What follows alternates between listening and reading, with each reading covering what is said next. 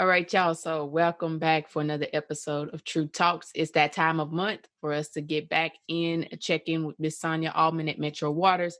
Again, she's the manager of strategic communications, and she's been checking back in with us every month to bring us a new topic about Nashville water and why we consider it at this point safe. So today we're going to try to take the mystery out of plumbing as much as possible. We're going to learn thoroughly what not to flush, what to flush, discuss the backflow systems, the water and sewage line protection, and then this whole question of what is considered hard and soft water. So hopefully you'll be able to relate more to this episode because it's dealing with the water directly in your home or businesses. So hopefully, if you have some questions, as I always advise you guys, drop them down in the comments below or at me anywhere on social media at Urban Thread 615 or Metro Waters for that matter. But hopefully we answer those questions in this one. All right, you ready to provide us some of this information? I'm so ready, and thank you for having me back. So many people know that Metro Water Services provides water and that we have over 3,000 miles of public water line. What many people don't realize is they also have a service line, and that service line is the water line that connects your personal residence or business to our public water line. And ownership of that line varies. You have two of them. One is connected to our public water line, has a meter on it, and that's how we calculate how much water you use. The other one is connected to our public sewer line and is just a straight line because we bill sewer usage based on how much water you use, assuming everything goes down the drain, with the exception of the summer months when we do give a credit. Now, on those two lines, there's small pipes. They connect to our pipe and run through your yard. On the water side, Metro Water Services owns from our public main to the water meter. So from the main to the water meter is the responsibility and is the ownership of Metro Water Services. However, from that water meter all the way to the house, including the plumbing inside your house, is under the ownership and is the responsibility of the property owner or business owner. So, that is basically from the meter to your house is yours. On the sewer side, it is a little bit different because on the sewer side, the property owner essentially owns the entire sewer line. So, many people don't realize that this line exists. It's, again, an underground line, but it is what is feeding and taking from your individual residence. Depending on where you live, that line may have been installed many years ago. Those are also typically the lines that in older homes we see perhaps at times being lead lines, and we spoke about lead previously. Mm-hmm. But this is also something that homeowners often don't factor into if they need any type of maintenance or repair on that, because it's something that's not in the forefront of their mind when they think about, their home and their appliances, those types of things. So many years ago, customers started receiving notifications from service line insurance companies wanting to provide this service. And we knew nothing about these companies. We did not know if they were reputable, if they'd been around for a while, but they were reaching out to our customers. So what Metro Water Services did is we actually went out through a bid process. It was a competitive bid, and we allowed companies to give us a business plan and the cost. And we entered into a contractual partnership with American Water Resources. So many of our customers have probably received letters from AWR talking about the service line insurance. AWR is a third-party contractor. They are not associated with Metro Water Services other than the contractual partnership that we've entered into. And they provide that service. Now, I tell people to look at it just like any other insurance for your car or whatever. If you live in an older home mm-hmm. and your house is really far from the street, so you likely have a very long service line, it may be worth it. If you live in a brand new house and you're just, feet from the road and you don't have much of a service line and you know that it's no rock and it's just dirt, it may not be worth it because you're not likely to have a break. But again, they do offer that service. So customers will get that. That is one question we get a lot. Is this Metro Water Services? No, it's not. But they do have a contract with us. We chose them because they are a reputable company. They've been doing this for a long time. Our customers that have used them have been very pleased with them, and we're happy to provide that option to our customers. It's not a requirement. It has nothing to do with whether or not you have water service or sewer service, but it is an option that we provide to our customers. So I want our customers to be aware of that. It can be helpful if you are one of those people that, in our last discussion, throw things that you shouldn't down the toilet, or have abused your water or sewer lines over the years, because, again, infrastructure does not last forever, which is why it is so important that we continually upgrade our infrastructure and maintain our infrastructure. And the same goes for private infrastructure in your home. Take care of your water lines and sewer lines, because if something happens to those, it affects your family directly. Okay. And that being said, Metro Water Services doesn't only provide clean drinking water and take away the wastewater from homes. There are a lot of other things that we think about, and one of those is backflow protection. So what backflow protection or back siphoning is, it actually protects in two ways. Number one, it protects our water system from things that could come from homes. So, or really more so businesses. If we think about medical centers and laboratories, funeral homes, any kind of chemical manufacturing, if there were a change in pressure so that the pressure within their building was higher than the pressure in our water system, for example, a fire hydrant was being used or we had a break, it could actually siphon or pull something from their business into our public water system. Gotcha. And that's something that we definitely don't want to do. So we have backflow preventers on all of those buildings. Any type of activity that we consider to be a hazardous activity, and that includes landscape companies, anything like that, they are required to have a backflow preventer. And that backflow preventer has to be checked annually. So we want to make sure that nothing comes in. So when you're using garden hoses, you're filling a pool, you have a hose in a bucket, especially if you're mixing up any type of chemicals such as fertilizers or pesticides, make sure that you take proper steps to prevent anything from being sucked back in. The easiest way to do it is an air gap. If you keep a distance between the end of the hose and whatever liquid, then you don't have that risk of the liquid being pulled back into your private plumbing.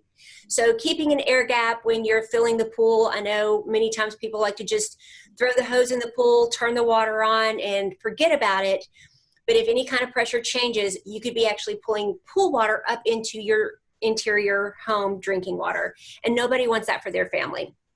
So hang it on something, put a chair there so it hangs over the chair so the water is going down into it. Same thing when filling dog bowls or mixing anything. You can also buy a backflow preventer that goes onto your spigot, and that preventer on the spigot prevents anything from coming back into your personal home. And this is really important if you have an irrigation system, especially if it's one of the personally made irrigation systems where you've, buried a soaker hose, or you've put in your own irrigation system, or you even just have a hose laying out in your mulch to slowly water trees, because anything can happen. And so having that is a protection for your property as well. So again, we are going to look at the community, and we are going to do our very best to protect the community as a whole. That being said, even residential properties that have a swimming pool or a pond or a fountain or anything that is directly connected, even if they have a really fancy coffee maker that's directly connected to our water system, we make them have a backflow preventer, and we make them have it tested annually. So we do our best to protect the community as a whole, but we want our customers to be aware of what they can do to protect themselves and their private plumbing and their private residences as well. Absolutely. So it sounds like with this particular part, this is about the responsibility of the homeowners to make sure that they're not getting anything into their main line, right? So you Absolutely. All just basically come out and check the pressures of that line. So that's where we see those fixtures on the outside of the homes and businesses where you have the water meters being read. Absolutely. And, pressure, you mentioned pressure, and pressure is something that's very important. Nashville has hills and valleys, and we actually have multiple pressure zones. Okay. So we discussed this a little bit in water treatment, the fact that we have pumping stations and water reservoirs and that we pump the water up. But because of that, it's very difficult to maintain the exact same pressure in every neighborhood. In areas where we're having to pump the water up, it's harder to have higher pressure. But in valleys where that water may be flowing downhill, it's difficult to have lower pressure. And there's not one that's better than the other. If you have low pressure, that means it makes it difficult to wash clothes and take a shower and wash your hair. But if you have high pressure, it can actually damage your appliances and your water heater, your washer, dishwasher, that type of thing. So Metro Water Services, throughout our system and throughout our customer base, our goal is to have 50 to 100 PSI, and that is for all of our customers. So we have booster stations and pumping stations to help increase the pressure up to a minimum of 50 PSI in the higher elevations. And we use pressure reducing valves to slow that water down and reduce the pressure as it goes further down into a valley so that we don't exceed 100 PSI. Now people, even within that is a relatively large range. And so people even at times don't want as much as 100 PSI. Okay. And you can actually get a pressure reducing valve that a plumber can install on your private service line. So if your pressure is above 150, Metro Water Services will actually come out and help you, because that is extremely high pressure. And I'm not aware of any areas that we have really high pressure like that. We've taken care of the pressure in all those areas. But if your pressure is still around, 125, 100, and you're wanting to lower it, you can actually call a plumber and they can put a pressure reducing valve on your service line to reduce the pressure coming into your home. So again, if it's low pressure, we want to know, because we want to see what we can do to boost it. Many properties, because they live so high up on a hill, we get the water to the meter, but then their house is really far on a long driveway up a hill, and they have to have a booster pump, or if they're lower down, they have to have a reducing valve. So again, if it is on that private portion of your service line, it's the property owner's responsibility. But it is Metro's responsibility to get the water to your meter at a reasonable pressure. And again, our goal is between 50 to 100 so that all of our customers can have, nice showers, have the water they need to do their daily business, such as laundry and dishes, watering the lawn, without being concerned about too little water or too much water. Yeah, and it seems like a rhetorical question, but describe what hard and soft water is now that we're talking about pressure. Absolutely. So, as everyone knows, Nashville gets their water from the Cumberland River. And the water that's entering into the Cumberland River is rainwater that has traveled across parking lots, through the substrate and the groundwater, and has made its way to the river. Not only here in Nashville, but everywhere up above us. So water, as it travels and as it goes through the ground and in the groundwater, picks up a lot of minerals. Now, those minerals are not always harmful. Sometimes those minerals are actually good for us. And water hardness is a combination of calcium and magnesium. Those two minerals actually dissolved in the water is what determines water hardness. Because of the rock substrate that we have here in Nashville, we have what is actually considered moderately hard water. So moderately hard water is somewhere between 4 and 6, and most of our water hardness is due to calcium. So it's not necessarily a bad thing. Many people think that hard water may be bad, and I know many of us have heard of people that install water softeners, and that's actually a bit of a misconception, because soft water is actually more susceptible to leaching metals out of our pipes. So it's not unusual to see lead levels, especially in older homes if they've installed a water softener, increase, because soft water, because it doesn't have stuff dissolved in it, is actually trying to pull stuff in. So it can pull metals such as lead out of plumbing and pipes. So with moderately hard water, it's not trying to suck anything back in. So it's actually a much nicer to pipes, and it's much more protective. So that is one of the huge benefits to us here in Nashville.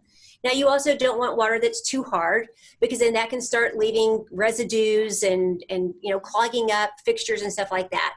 So Nashville is fortunate that we are not on the high end, we're not on the low end, but we are somewhere right there in the middle, a little bit on the lower end of moderately hard water, with 4 to 5 grains per gallon is how they calculate it. So, and again, most of ours is calcium. So when you're looking at it, we do send out a consumer confidence report every year. We call it the CCR. The CCR is posted on our website. In addition to this year's, we have all of the previous years. And what that report does is it tells you information about your water. In that, we do have information such as turbidity and hardness and all the information that people need to know. If you're wanting to get more specific, also on our website, we have a water quality letter. And that actually shows every parameter that Metro Water Services samples for. Some of the analyses that we do are of things that people have never heard of, don't even know what they are. Yeah. But we do post those, and it's the yearly average of what we have seen in our water. So if anyone is really interested in knowing exactly what is in their water, yes, it does come with a list of ingredients, and that is on our website for anyone to look at. So if anyone has questions, again, I'm not an expert on water softeners, and Metro Water Services, really tries not to give guidance on that. We are experts on water, but, we have moderately hard water. So it is our thought that unless you have a reason that you need a water softener for some type of medical or skin condition, that our water is perfectly fine. Yeah. I will go further to say we started this session talking about our water being safe. And, we have to meet very stringent regulations. And I know we were really talking about plumbing in this situation, but because we're talking about water softeners and things that you can do to your water, people that want to install filters on their water and they want to put in water filters. And I would caution that anyone that does have a water filter, that you understand what your water filter does and does not do. Most water filters are simple charcoal filters. They are going to take out chlorine. They may take out some taste and odor, which is what we use our powder activated carbon to do. We already put that in the water for you. But what a carbon filter will not do is take out lead if you have lead in the water. It will not take out a lot of the other minerals. So if there's a specific thing that you are not wanting in your water, or your medical provider has told you you need to be concerned about, you need to be very aware of what type of water filtration system you're using and to determine, is it really necessary? If you don't maintain that system, you very likely could actually be putting more bacteria back into your water. So when it leaves the treatment plant and it comes to your home, it has been tested by a certified laboratory with certified technicians. It meets very strenuous regulatory requirements, and it is perfectly safe and healthy to drink. So it does not need any additional treatment. It doesn't need any additional purification or softening. It is good to go just as it is right out of the tap. So I tell people when they're wanting to start altering their water with softeners or filtration systems to be aware of what the salespeople are selling you. If you have questions, or if they put a piece of paper in water and it completely changes a different color and you don't understand why, ask questions. We are more than happy to answer questions if you have them for us.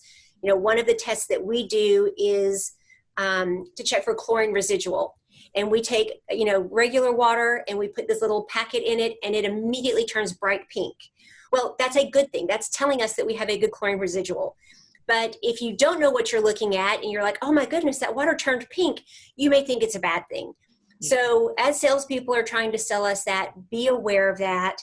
Ask them questions. If there's something you're not sure about, feel free to reach out to us and ask our questions. But I want everyone to know that, we're looking at pressure, we're looking at lead, we are looking at water hardness, we're looking at quality. And so what we are giving you is ready to go straight out of the tap, no additions needed. I'm glad you brought that up, because I was going to ask you about the filters, because a lot of people hop on that bandwagon of going to get them thinking that it's making their water just pristine. And oftentimes it's scenario based, right? Like what you said, yes. It depends on what you're trying to filter through. And so if you're not yes. identifying that, it could be harming you. Right. So thank you for addressing that. But I asked about the hard water because I've always associated with pressure. And I know a lot of people in my neighborhood, they do the same thing. They think, it's based off the pressure coming out of either your hose pipe or your faucet. But when I got into gardening, I would notice calcium buildup on the soil of my indoor plants. And I'm like, I wonder, why is this always the case when I start things indoor? And so I started, doing a little bit more research behind what's truly defined as hard water versus soft water. And so I'm glad that you provided that information on the minerals associated with Yes. those things. So it's less about pressure, guys. If y'all like me, it's less about pressure, more about what's in it, minerals. And if you do have, an older faucet, Mm-hmm. you may want to remove your aerator, because just as you said, in your plants, you saw some of those calcium crystals. Mm-hmm. Those calcium crystals over time can build up in your aerator. So that Absolutely. indeed can affect your pressure if you aren't getting as much water through your faucet.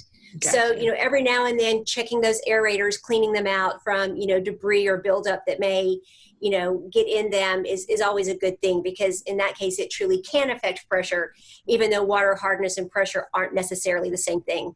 Yep. And the age of the home definitely plays a part of it. And so the home that I'm in was built in the 70s, and every home around me was either built 70s or 60s. I think one as early as the 50s in this area. Don't quote me on that, but I think so. One of the neighbors has said that. And it definitely plays a role in what you get. It's not on the water services to maintain what you have in your household. Depends on the piping, the conditions of the piping. And so if you have an older home, definitely take the time out to get your water flow evaluated, your pipes and all of that, because we had that issue here. And you don't want to flip that bill of having to have stuff dug up and replaced. You really don't. And, Yeah. And again, it's all about being aware of your plumbing, knowing about your service line, knowing about your internal plumbing. I mentioned previously, people that are concerned about lead, brass fixtures. So if you have brass faucets in your home, brass does contain lead. So, our faucets and water pipes are something that we don't always think about. They're in the walls, they're underground. And for the most part, we never have issues with them. Most of us have lived in our homes, and other than those of us in older homes, which I am as well, we have a little bit of lower pressure from our cast iron pipes. And, it may get rust in it when it sits over the weekend that I have to flush out from where that water's been sitting. But most of us don't think too much about that. We don't think to clean the aerators. And an aerator is actually very easy to clean.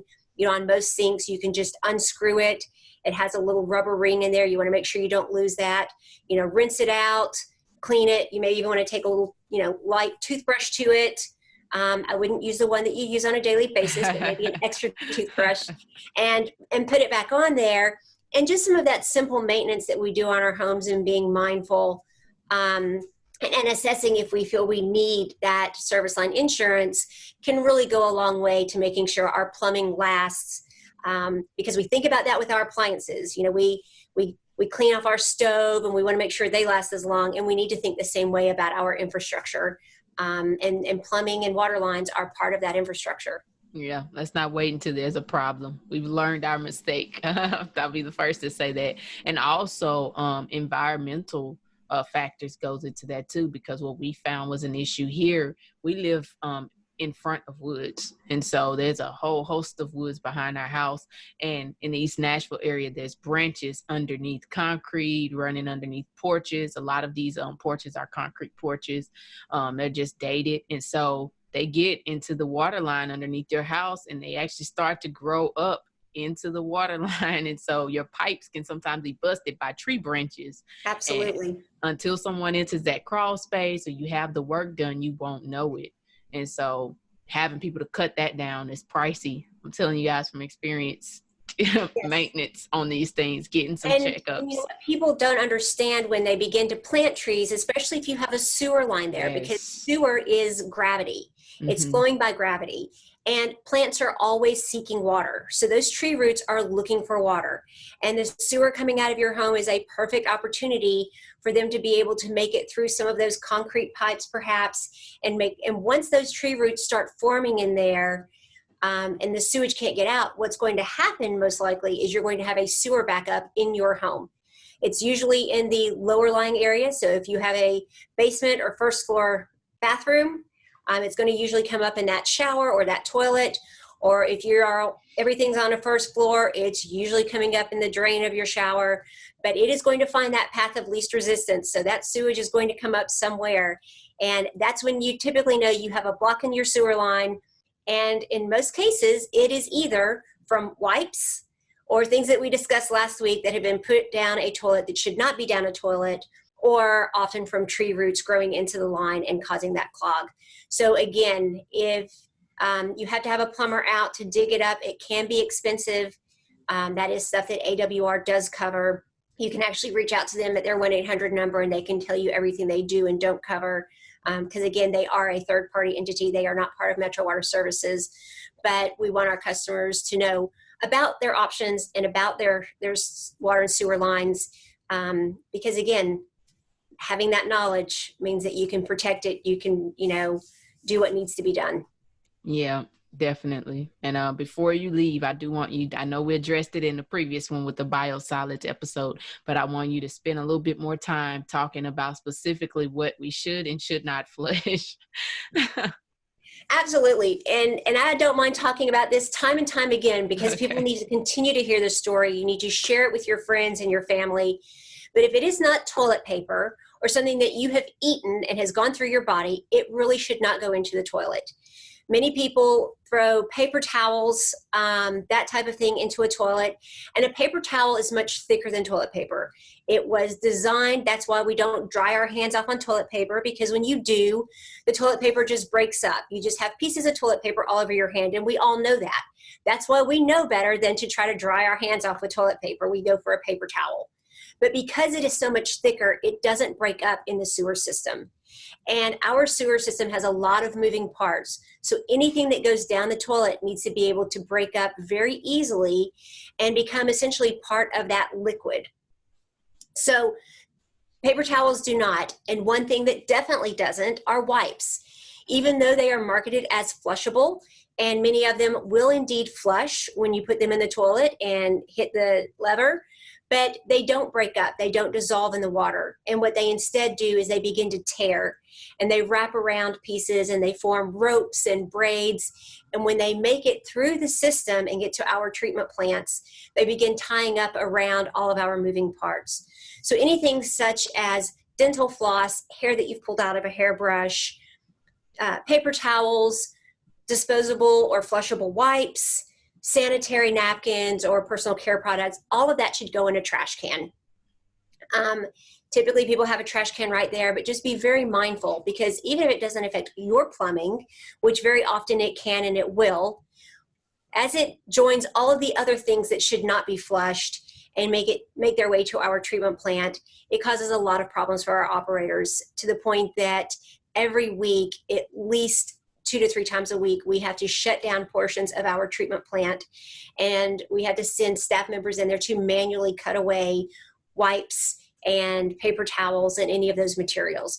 So we plead with you, if it's not, pee, poop, or toilet paper, we don't want it in the toilet. All right, the 3 Ps. Absolutely. All right. And then so the next time you guys see us, we will go over those annual reports that you was talking about, that consumer reports, understanding how to read them. And then the consumer confidence report that you said had all of those ingredients on them. That's right. And so hopefully you'll tune back in next month and get some of that information. And also, guys, if you want to have any of your questions that we were unable to get to, hopefully we covered a lot of ground here and something was answered. But you can definitely reach out to Miss Sonia Allman and the Metro Waters Company on social media. You want to plug those feeds for them real quick? Absolutely. We are on Twitter, Facebook, and Instagram. We also are out there on Nextdoor. If you would like to reach me directly, you can always email me at sonia.allman@nashville.gov. That's sonia.allman@nashville.gov. And our customer service center is available to you 24 hours a day, 7 days a week at 615-862-4600. Website, water.nashville.gov, has a lot of great information on it. So come spend some time with us. For sure. And get your questions ready for next month. Come back here for part 4, where we'll discuss again, understand those consumer reports. And we had one released in May. So if you guys didn't have an opportunity to check definitely go back and check it out, and we'll review it together, hopefully. I will see you guys next month. Again, like I always leave you guys, be blessed in every day that God gives you. Your life is full of purpose. Until next time, deuces.